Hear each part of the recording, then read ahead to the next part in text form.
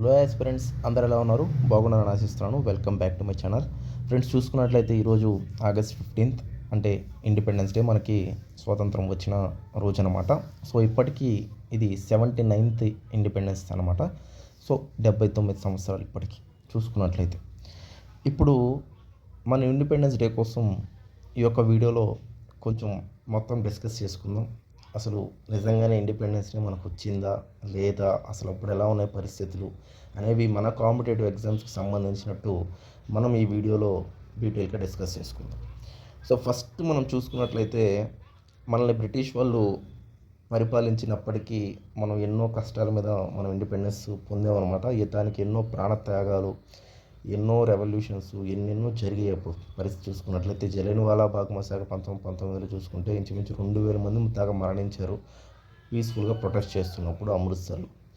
So ఇటువంటి mass killings కూడా ఉన్నాయి. నెక్స్ట్ అట్లాగే సంస్కర్తలు, సోషల్ రిలీజియస్ రిఫార్మ్ మూమెంట్స్ సంబంధించిన రాజా రామ్మోహన్ రాయ్ కానీ, దయానంద సరస్వతి కానీ, స్వామి వివేకానంద కానీ, సో చెప్పుకుంటే ఎంతోమంది వాళ్ళ మూమెంట్స్ చేసి ఎన్నో చేంజెస్ తీసుకొచ్చారు. ఇప్పుడు ఈశ్వర్ చంద్ర విద్యాసాగర్ కానీ, లేదా మన కందుకూరి వీరేశలింగ పంతులు గారి, సో విడో రీమేర్ సంబంధించి, నెక్స్ట్ సతీని తొలగించే విషయం సంబంధించి, నెక్స్ట్ చైతన్యం తీసుకొచ్చే సంబంధించి ప్రజల్లో ఎన్నెన్నో మార్పులు వచ్చాయన్నమాట ఈ సంఘ సంస్కరణల వల్ల.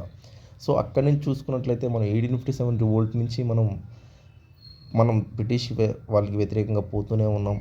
వాళ్ళ కోసం, మన ప్రజల కోసం ఎన్నో మనం ముందుకు చేసాం. వాళ్ళు తరిమి కొట్టాలని ఒక ఆలోచనతో ముందుకు వెళ్ళాం. కానీ బ్రిటిష్ వాళ్ళు 1600 సంవత్సరంలో వచ్చినప్పటికీ ఇండిపెండెన్స్ వచ్చింది మనకు 1947. అంటే ఇంచుమించు 347 సంవత్సరాల దాకా వాళ్ళే పరిపాలించారు మన ఇండియాని. సో ఎంతో దోచుకున్నారు. అలాగే సర్ ఆర్థర్ కాటన్ లాగా ఎంతోమంది కొన్ని గొప్ప పనులు చేసిన వాళ్ళు, మున్రో కానీ, వీళ్ళంతా గొప్ప పనులు చేసిన వాళ్ళు కూడా ఉన్నారు. మన రైల్వే సిస్టమ్స్ కూడా చూస్తుంటే బ్రిటిష్ నుంచి మనం ఫాలో అవుతాం. సో చూసుకున్నట్లయితే చంద్రశేఖర్ ఆజాద్, మన ఎక్స్ట్రీమిస్ట్లో కొంతమంది మెయిన్లో చూసుకున్నట్లయితే చంద్రశేఖర్ ఆజాద్ గారు మెయిన్గా హిందుస్థాన్ సోషల్ రిపబ్లిక్ అసోసియేషన్ని ఫామ్ చేయడం, సో దానికి సంబంధించి ఆయన పోరాటం చేయడం, తర్వాత ఆయన ప్రాణాలు కోల్పోవడం, సో నాన్ కోఆపరేషన్ మూమెంట్లో కూడా పార్టిసిపేట్ చేశారు చంద్రశేఖర్ ఆజాద్ గారు. తర్వాత ఆయన మెంటర్ చేసిన వ్యక్తులు భగత్ సింగ్. మనకు చెప్పుకుంటే భగత్ సింగ్ గురించి చిన్న వయసులోనే ప్రాణాలు అర్పించిన వ్యక్తి దేశం కోసం ఎవరంటే భగత్ సింగ్. సో మనం ఇప్పుడు స్వార్థాల కోసం వాటి కోసం ముందుకు పోతున్నాం, కానీ అప్పుడు దేశం కోసం ముందుకు వెళ్ళిన వీరులు వీళ్ళంతా. సో ప్రాణాలు సైతం లెక్క చేయలేదు అప్పుడు పరిస్థితుల్లో. చంద్రశేఖర్ ఆజాద్ కానీ, భగత్ సింగ్ కానీ, రాంప్రసాద్ బిస్మిల్ కానీ, సో గొప్ప గొప్ప బతుకేశ్వర్ దత్, వీళ్ళంతా గొప్ప గొప్ప పర్సన్స్ అండి. సో ప్రాణాలు సైతం విడిచిపెట్టి దేశం కోసం వీరమరణం పొందారని చెప్పవచ్చు. సో భగత్ సింగ్ చూసుకున్నట్లయితే చాలా తక్కువ ఏజ్కే మరణించారు. ఆయన మెయిన్గా బాంబు, ఢిల్లీలో సెంట్రల్ యూనివర్సిటీ అసెంబ్లీ మీద 1929లో వేసిన బాంబు, అది లీతలేం కాదు, ప్రాణాలు కోల్పోయినప్పటికీ ఒక మంచి ఇంపాక్ట్ చూపించిందనే చెప్పాలి. సో అటువంటి ఎక్స్ట్రీమిస్ట్ యాక్టివిస్టులు ఒక బ్రిటిష్ వాళ్ళని కొంచెం భయపెట్టిన వ్యక్తులు భగత్ సింగ్ కానీ, చంద్రశేఖర్ ఆజాద్ కానీ, వీళ్ళంతా ఉన్నారు. సో మోడరేట్స్గా ఎప్పుడు మనకి ఈ యొక్క లాల్ బహదూర్ శాస్త్రి, బాలగంగాధర్ తిలక్, వీళ్ళలాగా పోయిన ఉన్నా కానీ ఇట్లాగ ఎక్స్ట్రీమిస్ట్గా కూడా పోయిన వాళ్ళలో వీళ్ళు కొంచెం గొప్ప వ్యక్తులు అనమాట. చూసుకున్నట్లయితే మనం రెండు విధాలుగా పోరాడాం బ్రిటిష్ వాళ్ళతో, కానీ మన ఇండిపెండెన్స్ రావడానికి చాలా లేట్ అయింది పరిస్థితి. ఎందుకంటే బ్రిటిష్ వాళ్ళు కొంచెం అడ్వాన్స్డ్ వెపన్ సిస్టమ్ కానీ, వాళ్ళ ఆలోచనలు కానీ, వాళ్ళ గవర్నర్ జనరల్స్ కానీ అంతా గొప్పగా వాళ్ళు ఆలోచించారు.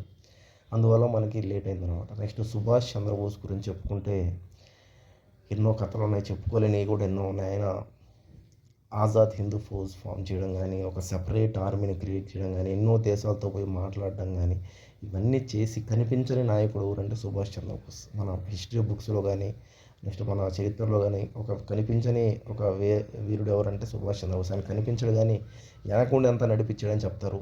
సో గాంధీ గారు కూడా వాళ్ళు పోరాటం చేసినప్పటికీ సుభాష్ చంద్రబోస్ పోరాటం కూడా పుస్తకాలు అంతగా లేదు. అయినా కానీ ఆయన గురించి ఎంత చెప్పుకుంటే అంత తక్కువనే అనాలి. ఎందుకంటే చాలా చేశాడు, దేశాలతో పోయి మాట్లాడాడు. ఇప్పటికీ ఆయన ఎలా మరణించాడు ఎవరికి తెలియని పరిస్థితి. ఇప్పటికీ ఎలా మరణించాడో సుభాష్ చంద్రబోస్ ఎవరికి తెలియని పరిస్థితి. ఇంకా బతికే ఉన్నారని అంటారు. బట్ ఆయనైతే మన దేశం కోసం ఎంతో చేశారని చెప్పాల్సింది. అప్పట్లో కూడా ఒక ఆర్మీని ఫామ్ చేయడం అంటే మామూలు విషయం కాదు. ఒక ఆర్మీని ఫామ్ చేసి లేడీస్కి కూడా ఒక సెపరేట్ ఆర్మీ అనమాట. లేడీస్ కూడా పాల్గొన్నారు దీంట్లో. ఉమెన్ కూడా వాళ్ళ సత్తా చాటారని చెప్పాల్సిందే ఈ యొక్క ఆర్మీలో. ఇలాగా మన నాయకులు జవహర్లాల్ నెహ్రూ కానీ, ఇప్పుడు మహాత్మా గాంధీ గారి గురించి కూడా చూసుకున్నట్లయితే సౌత్ ఆఫ్రికాలో ఆయన చేసిన పోరాటాలు, నెక్స్ట్ మన ఇండియాకి వచ్చాక మనకి ఇక్కడ చేసిన పోరాటాలు, అవన్నీ మూమెంట్స్, ఎన్నెన్నో మూమెంట్స్ తీసుకొచ్చారు. ఇప్పుడు for example non cooperation moment కానీ, క్విట్ ఇండియా మూమెంట్ కానీ, సివిల్ డిసోబిడియన్స్ మూమెంట్ కానీ, ఇవి కాకుండా సపరేట్గా ఆయన వచ్చినప్పుడు చంపారన్ సత్యాగ్రహ, కేడీ సత్యాగ్రహ, అహ్మదాబాద్ మిల్ స్ట్రైక్, ఇవన్నీ చేశారు. ప్రజల్లో ఒక మాస్గా ఆయన ఒక ఆదరణ అయితే పొందారని చెప్పాలి. మహాత్మా గాంధీ గారు అంటే ఇప్పటికీ చాలామందికి గాంధీ గారే హిస్టరీ అంటే మ్యాక్సిమం గాంధీ గారే గుర్తుంటుంది. ఎందుకంటే అంత నడిపించారు కాబట్టి. బట్ కనిపించిన వీరులేమో ఎంతెంతో మంది ఉన్నారని కూడా మనం గుర్తు చేసుకోవాలి.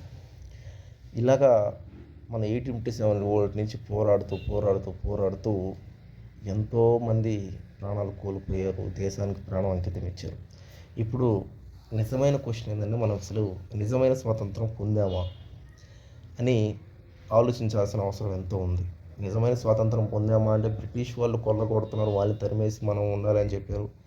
ఇప్పటికీ కరప్షన్ అయితే తగ్గిందా అని నేనైతే అనుకోవట్లేదు. కరప్షన్ ఇప్పటికీ రీసెంట్గా చూస్తే ఎంతోమంది ఆఫీసర్సు ఏసీబీ రైట్లలో, సిబిఐ రైట్లలో చిక్కిన వాళ్ళు ఉన్నారు. కోట్లు ఇంట్లో ఇప్పటికీ దోచుకుంటూనే ఉన్నారు. మొన్న కూడా ఒక ఆఫీసర్ ఇంట్లో 1,44,00,000 చిక్కిందనే వీడియో, ఇంకో ఆఫీసర్ ఇంట్లో 150 కోట్లు చిక్కిందనే వీడియో.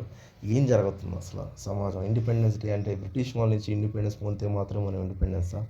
నిజంగానే ఇండిపెండెన్స్ మనం పొందామా అని క్వశ్చన్ చేసుకోవాల్సిన అవసరం ఎంతో ఉంది. నెక్స్ట్ ఎన్ని చేంజెస్ వచ్చినా ఇంకా మళ్ళీ పరిపాలించే ఎంపీలు కానీ, ఎమ్మెల్యేలు కానీ, సీఎంలు కానీ, పిఎంలు కానీ, వీళ్ళకి అసలు ఎడ్యుకేషన్ క్వాలిఫికేషన్ లేకుండా పెట్టడమే ఒక దౌర్భాగ్యం మన సిస్టంలో అని నేనైతే భావిస్తున్నాను. నువ్వు ఒక చిన్న ఎగ్జామ్ రాయాలంటే 10 పాస్ కావాలి, ఇంటర్ పాస్ కావాలి, నువ్వు డిగ్రీ చేసి ఉండాలని అంటున్నారు. కానీ మళ్ళీ పరిపాలించడానికి ఏమో నాయకులకి క్వాలిఫికేషనే లేకపోవడం ఎంతో దౌర్భాగ్యం మన సిస్టంలో. అది అసలు మారాలి. ఇన్ని ఇయర్స్ ఇండిపెండెన్స్లో ఇంకా దాని మీద చేంజెస్ తీసుకోవట్లా, ఎన్నెన్నో అమెండ్మెంట్స్ చేస్తున్నారు, ఏందెందో చేస్తున్నారు. కానీ ఒక చదువుకున్న వ్యక్తిని ఒక నాయకుడిగా చేయలేకపోతున్నారు. అసలు అది ఎందుకు ఫస్ట్ బిల్లు తీసుకురావట్లేదో ఇప్పటికీ అర్థం కావట్లేదు నాకు. ఇంకా చేంజెస్ జరగాల్సిన అవసరం ఎంతో ఉంది. ఎందుకంటే నిజంగానే పావర్టీ నుంచి మనం బయటపడ్డామా? నిజంగానే అన్ఎంప్లాయ్మెంట్ ఏమైనా తగ్గిందా? ఇంకా మోసాలు చేస్తూ గవర్నమెంట్లు పరిపాలిస్తున్న వాళ్ళు జాబ్ క్యాలెండర్లని, నిరుద్యోగ భృతి అని చెప్పి, అదని చెప్పి, ఇదని చెప్పి మాట మారుస్తూ అది చేస్తూ ఇంకా పరిపాలిస్తున్నారు. నేనైతే నిజమైన ఇండిపెండెన్స్ వచ్చిందని అయితే అసలు అనుకోవట్లేదు. మీరు నిజమైన ఇండిపెండెన్స్ డే వచ్చిందని మీరు భావిస్తున్నారా? సెలబ్రేట్ చేసుకుంటున్నారు. అసలు చేసుకునే ముందు ఒకసారి ఆలోచించాల్సిన అవసరం ఎంతో ఉంది. ఇన్ని సంవత్సరాలు ఇండిపెండెన్స్ డే మీరు ఏమి చేంజెస్ చూశారు? ఇంకా అలాగే బతుకుతున్నామా? ఇంకా ఒక మోసపూరితమైన ఒక వాతావరణంలో బతుకుతున్నామా లేదా అని క్వశ్చన్ చేయండి. మీకు ఏమనిపిస్తుందో కింద కామెంట్ చేయండి ప్రతి ఒక్కరు. ఓకే, థ్యాంక్ యూ అండి. బాయ్ అండి.